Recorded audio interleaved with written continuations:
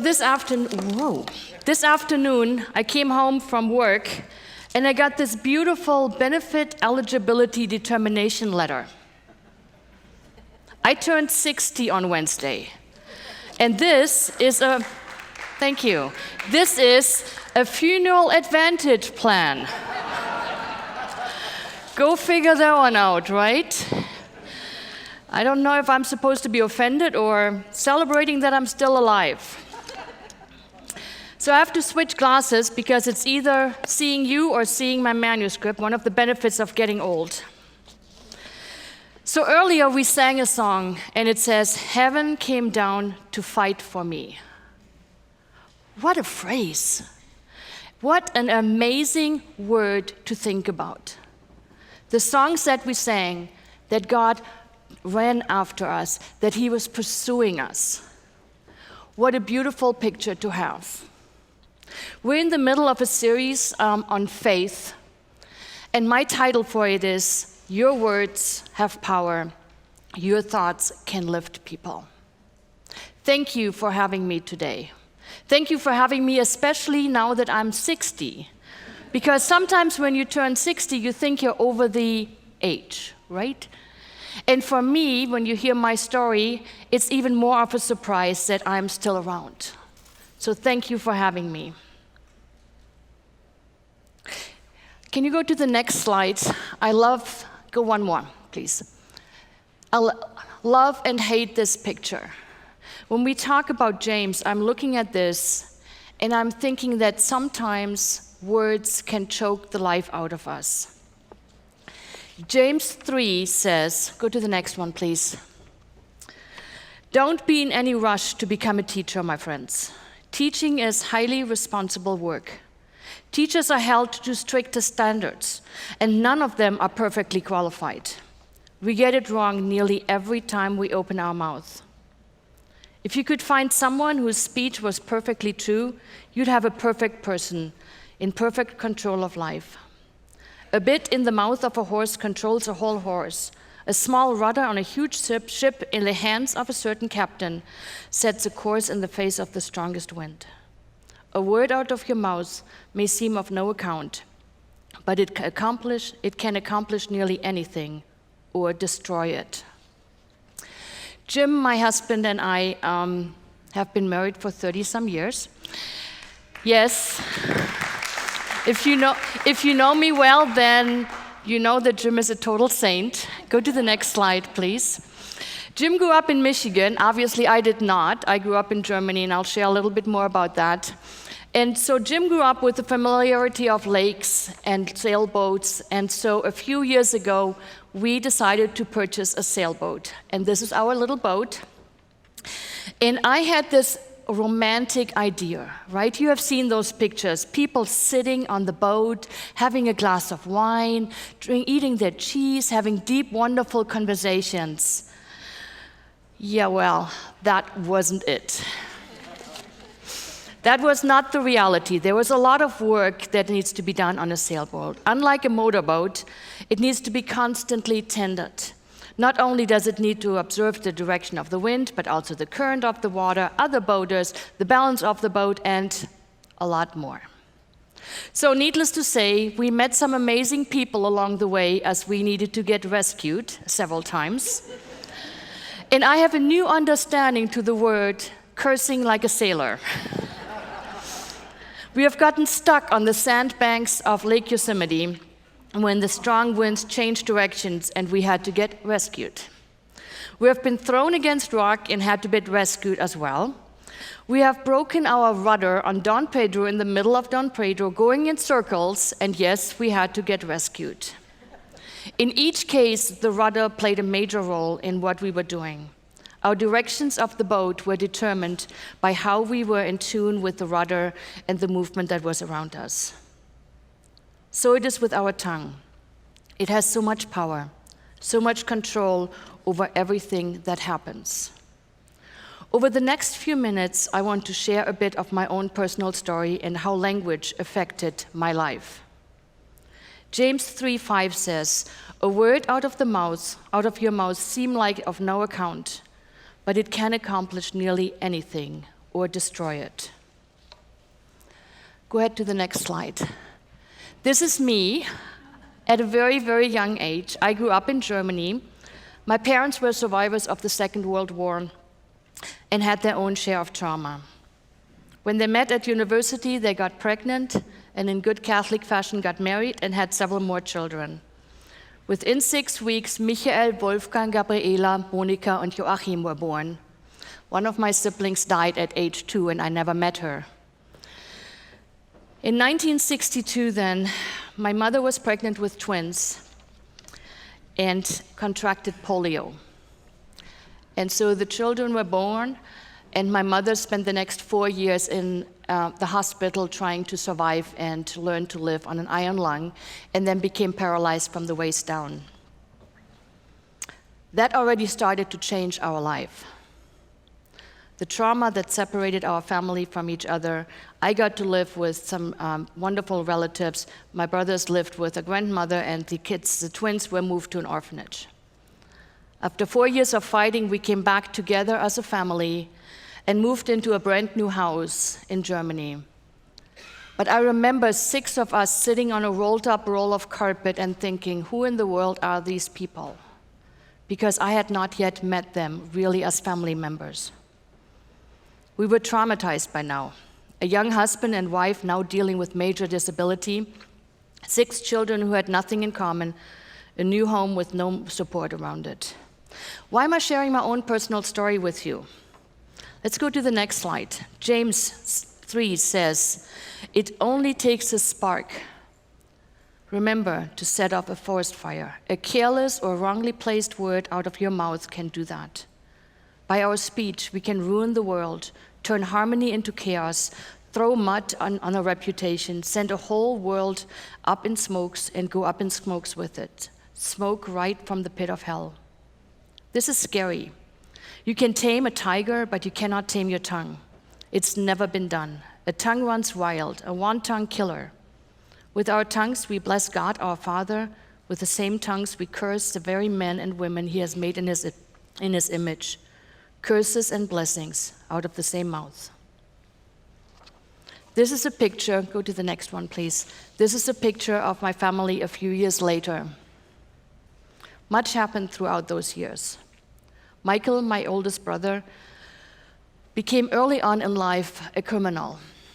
He was very violent and vicious, and now we know that he was a psychopath. My father became a functioning alcoholic, my mother an angry mother who had no nurturing bone in her body.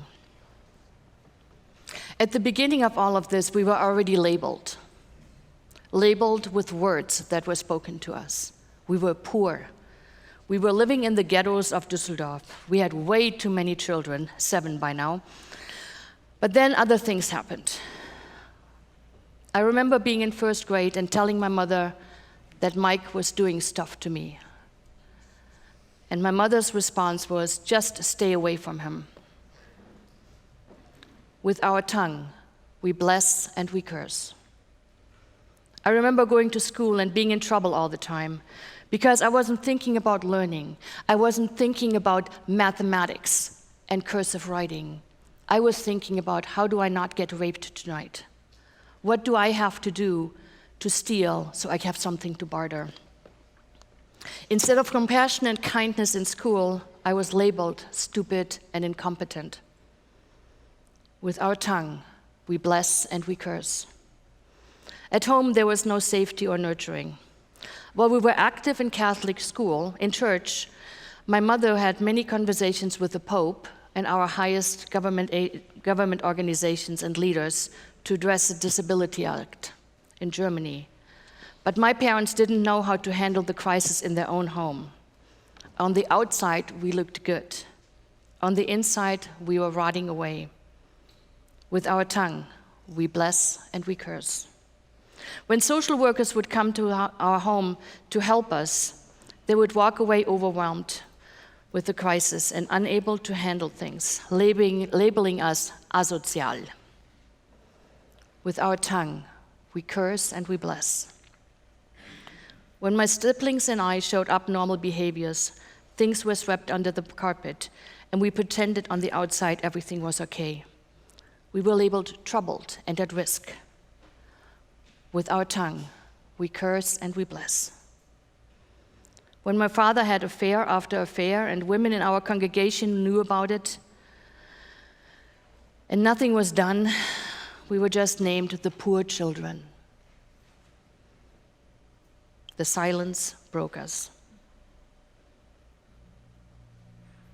When I was raped, when Mike would put a gun to my head, when he attacked me with a knife, when there was gang rape going on, when stuff happened that should have never happened to a family, and everybody was silent about it, I was labeled. And then I started labeling myself. I was useless, stupid, unworthy, rotten to the core. And nobody used their tongue to protect or speak good into us. Over the years, Mike was arrested several times for attempted murders, theft, and other crimes, but always got away and was released. Why am I sharing this with you? When we read James 3 and recognize that our words have power, we need to ask ourselves, how do we use that power? When we encounter people who are struggling, do we curse them or bless them? It is easy to have opinions, to be judgmental and label people, but unless you walk with them, you do not know their struggles. Go to the next slide. This is us a few years later. Looking back, none of us made it unharmed. All of us are dealing with addictions from food, work, alcohol, and other drugs. One brother struggles with alcoholism and depression and has been thinking about suicide for the last year. One sister spent many, many years in mental institutions. One brother left Germany and never looked back. Every one of us was affected. The words that were spoken to us left deep scars.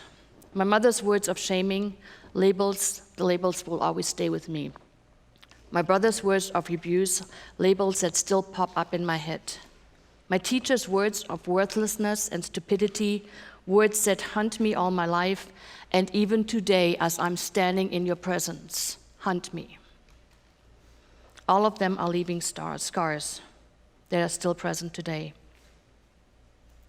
The sad part is that most of the people that came into our lives were Christians, proclaiming to be following Christ. And yet the words that they had for us were not words of hope and love and care and redemption. They were words of condemnation and pain and suffering.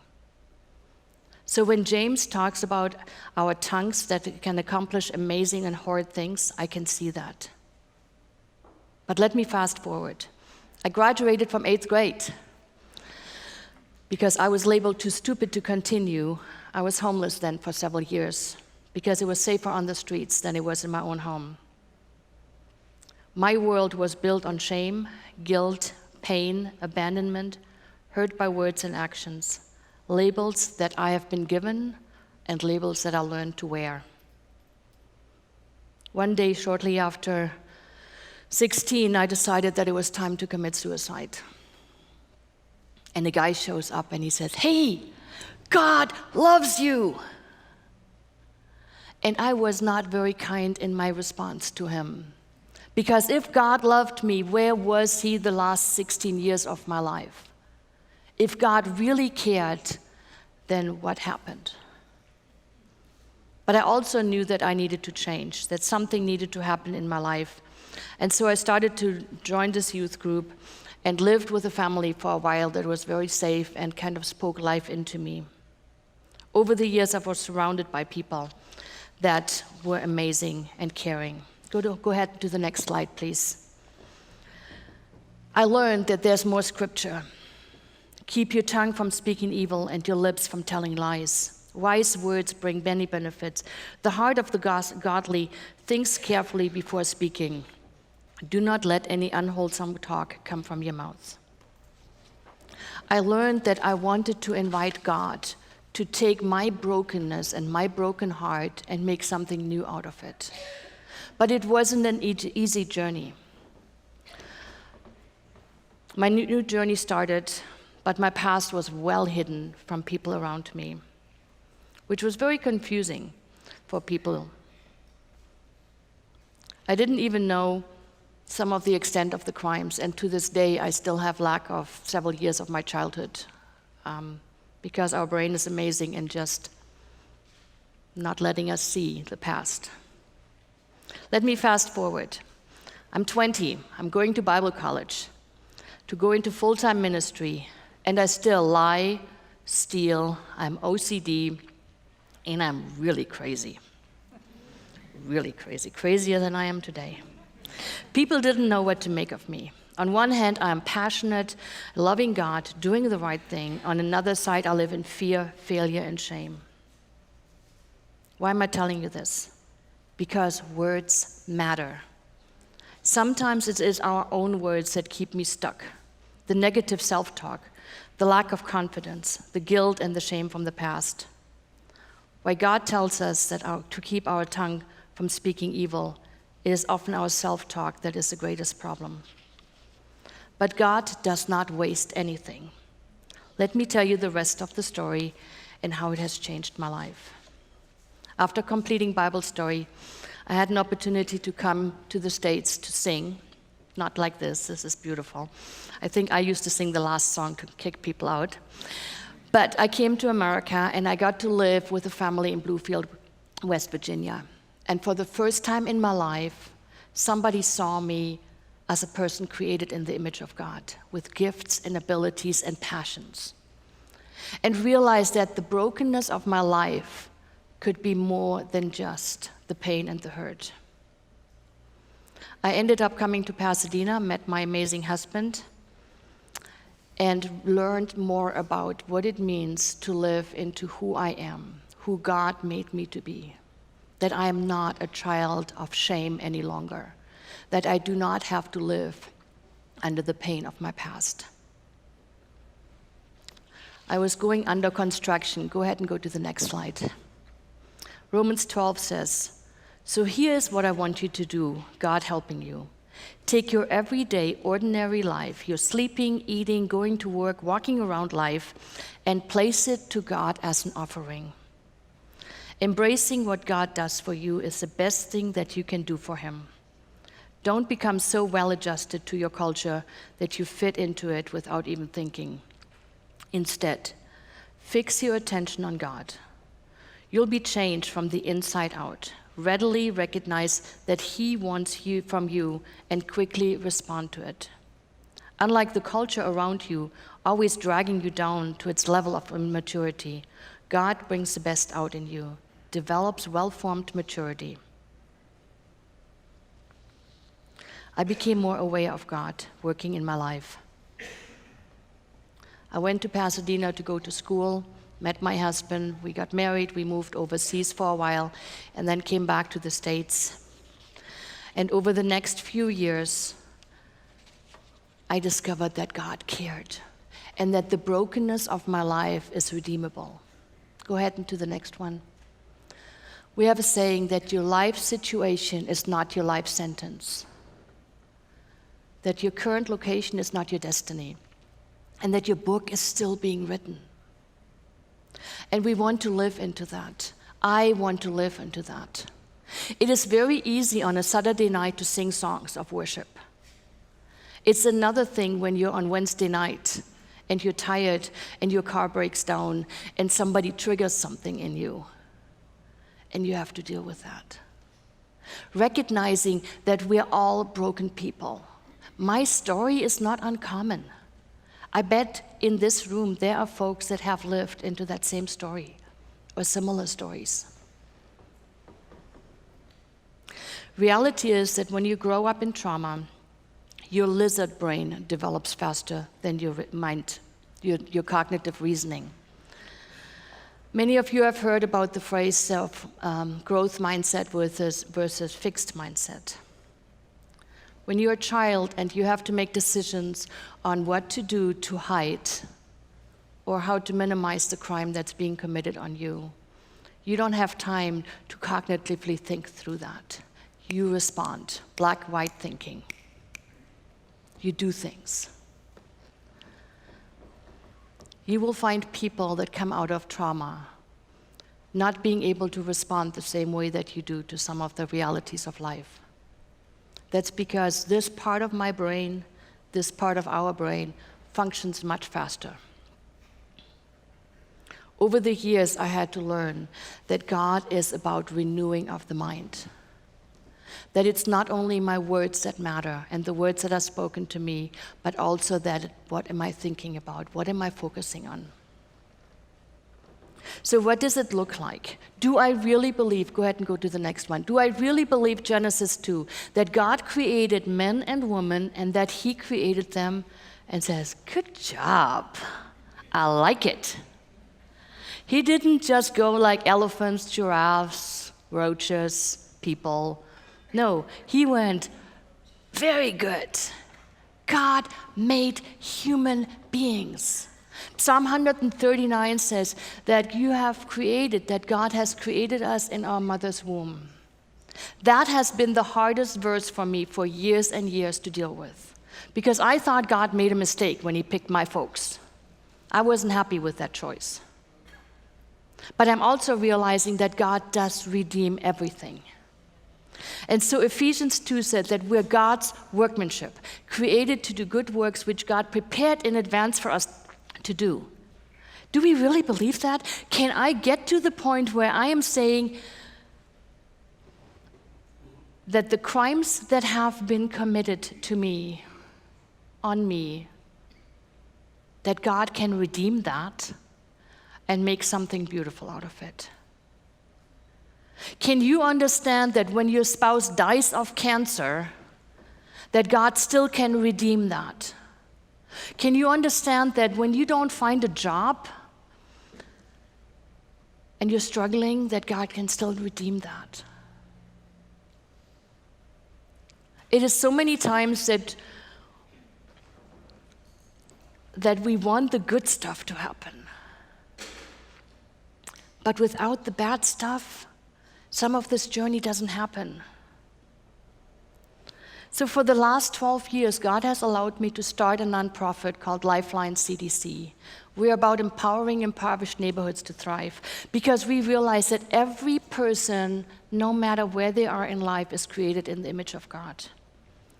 We're using an approach called asset-based community development or strength-based community development. So instead of going into a neighborhood and saying, hey, what's wrong here and how do we fix you?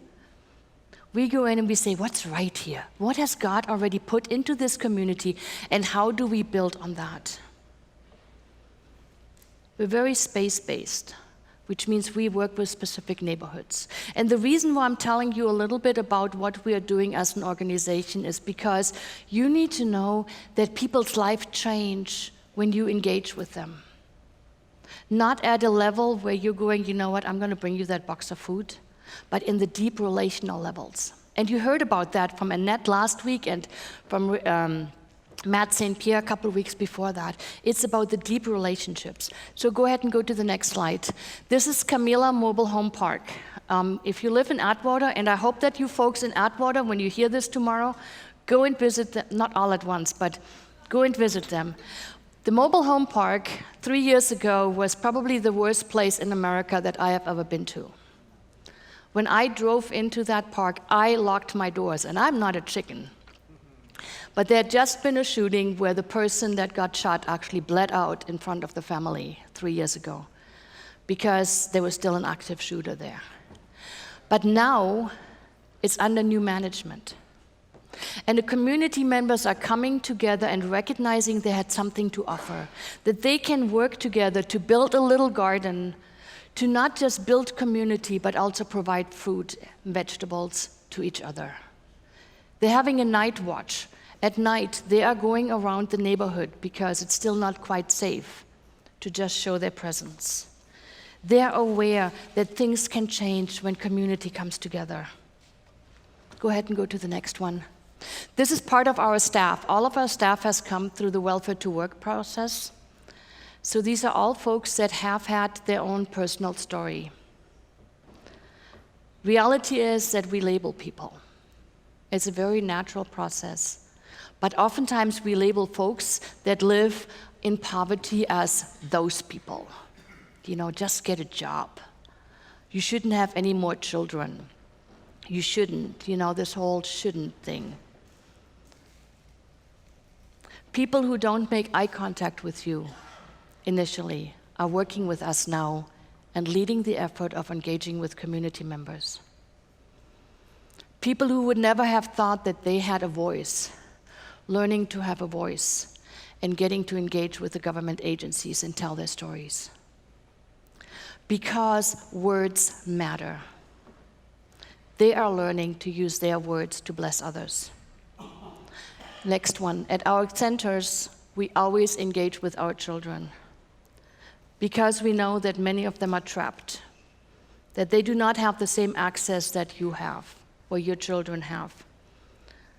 They have an opportunity with us to play in a safe environment, go on field trips, learn about social skills and deeper thinking, and get good, healthy meals. These kids are already labeled, oftentimes by their parents, many times by their schools or the neighborhoods that they live in. We are there to bring blessing, to speak words of grace and kindness to them.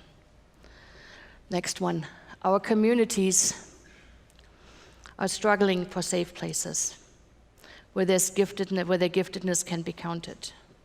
When parents in the Loughborough community invest in bringing blankets out and games for the larger community, we break down some of the barriers.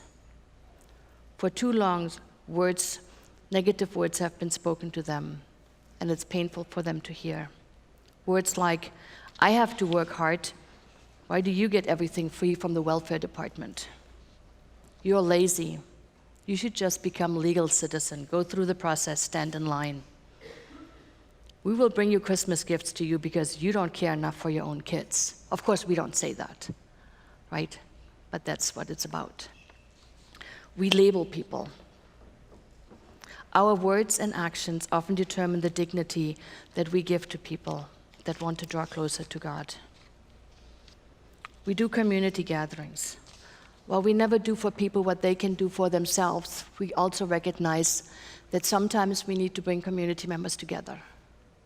Because if people do not have power, if their children go to school and there's no sidewalk, if their moms have to use their strollers and go through muddy roads and it's not safe, we need to come alongside and be a voice for them and help them to have a voice to get the sidewalks that they need. We provide training for our community members and for our staff and volunteers. Many of us have taken it for granted that we have access to classes like the leadership class that you have coming up, like your small groups that you have, all of the things that are available to folks. Many people that live in poverty don't have access to those things. And so we really want to bring that to them and help them to explore their giftedness and their skills. This is actually taken in Haiti when I was a couple of years ago there, helping community members discover their gifts and their well-being. The next one is at a Christmas party. We oftentimes say that if you know your neighbor's name, you don't shoot them. It's not always true, but in most cases. So we bring community members together. We break down some of the barriers, just like you do here at church, right? When you have community gatherings, when you have the Be the Church, Be the Community, what was it just a couple of weeks ago? You know which one I'm talking about. Bounce houses, you know, you had kids and adults going through the bounce house into the water slides. What? Be the change, there we go. You do that automatically. Churches are really good at those things. Communities are oftentimes not. So we're bringing people together to explore their giftedness and their skills. We want to bring power and words to them that bless them and not harm them. We also learn together. This is Chanel, a former homeless staff member of mine, who is now teaching a cohort from Modesto, most of them are pastors, to teach them about community development work. We're also recognizing that sometimes our systems are broken. This is our PACT meeting, Parole Community Team meeting, where we're bringing folks that have just been released from incarceration and share with them the opportunities and the resources that are available to them. Ruben actually comes and speaks sometimes for us. Your Celebrate Recovery folks come and invite them to come to join here at church. The reason why we are doing this is because, go to the next slide. With our tongues we bless God our Father. With the same tongues we curse the very men and women he has made in his image. Curses and blessings from the same mouth. What will you do? Every one of us has a story. You have your own story. Maybe it's not as traumatic as mine. Maybe it's worse. What are you going to do with it? What words have been spoken over you? Who spoke them? Are they words of cursings or words of blessings? What words do you keep repeating yourself? Where do those words come from? Is your self-talk lifting you up or tearing you down? What words to others are you giving? Are you a spring of fresh water or a stagnant pond? How often do you want to reach out and take words back? And how has that been working for us? My journey was filled with words of harm and pain and suffering until somebody stepped up and says, there's more to you than your label. My life is more than my past. Your life is more than your past. The words that you speak, the words that have been spoken over you, the words that you give to your children or your neighbor's children, are they bringing life or are they difficult to hear? James 3 is about the taming of the tongue. And I think sometimes we think about this, like you're driving in a car and you don't give somebody the finger, right? Or the verbal finger or whatever. But it's more than that. It's every look that you have when you're in the grocery store and somebody is inappropriately dressed for your opinion. Or when somebody is too loud in their worship. Or when their kids running around out of line, during service. Are you speaking words of grace, or are you speaking words of condemnation? It was one family that changed the trajectory of my life. One gracious God that stepped in and said, enough. Change is coming. Will you be that one person? Will you be that one person that goes out and the next time somebody speaks angry words, you will bring peace? Will you be the one person that when you're on Facebook and you just want to rant, you stop and think about before you post? Will you be that one person that changes a person's life? Go to the next slide, please. So what are your next steps? Talk to God. Pray for your own community here in the Central Valley. There's some amazing and wonderful things happening, and there's some very traumatic and hard, difficult things happening. Talk to your neighbors. Bring words that bless. So your neighbors have the music too loud, and maybe not in a language that you like. Big deal. Enjoy that you still have good hearing. Right?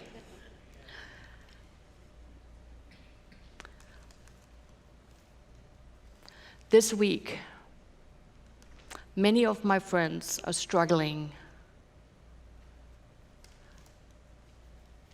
because our government determined that it was time to raid the families. And no matter where you stand on the immigration issues, no matter where you stand politically, our God is a God of mercy and justice and love and care. So when you see little Mexican kids running around out of fear, recognize it might be because their parents are being deported and they're left behind.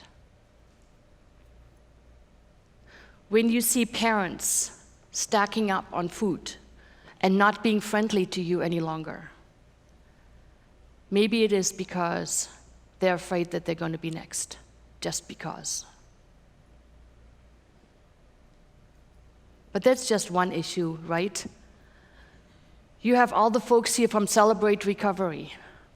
You have folks here that have walked a hard walk.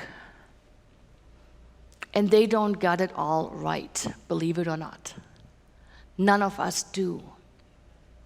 None of us do.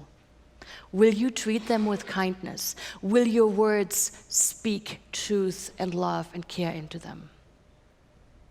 Or will it judge? Will they judge? And sometimes it doesn't even have to be the words, right? You know, the look, right? The rolling of the eyes, the we know what we're talking about. What are you going to do? It's up to you. If you want to engage with Lifeline CDC, this nonprofit that I'm leading, we are always short on money. That is like the biggest thing for me. And part of it is because of my own insecurities. So I'm being bold here. We're doing a 365 campaign where we're trying to get people to sponsor one day out of the year. We have a table out there if you want to know more about it. But more than that, recognize that you're living in a community where there are people that are hurting. You might live in a gated community, and there's still going to be people that are hurting. Or you might live on the south side of Merced, and there are people that are hurting. What are you going to do? Are you going to love on people? You have the power to, with words. Your thoughts can lift people. Now go. Meet the people where they are and love them where God wants them to be. You're part of that journey. Thank you so much.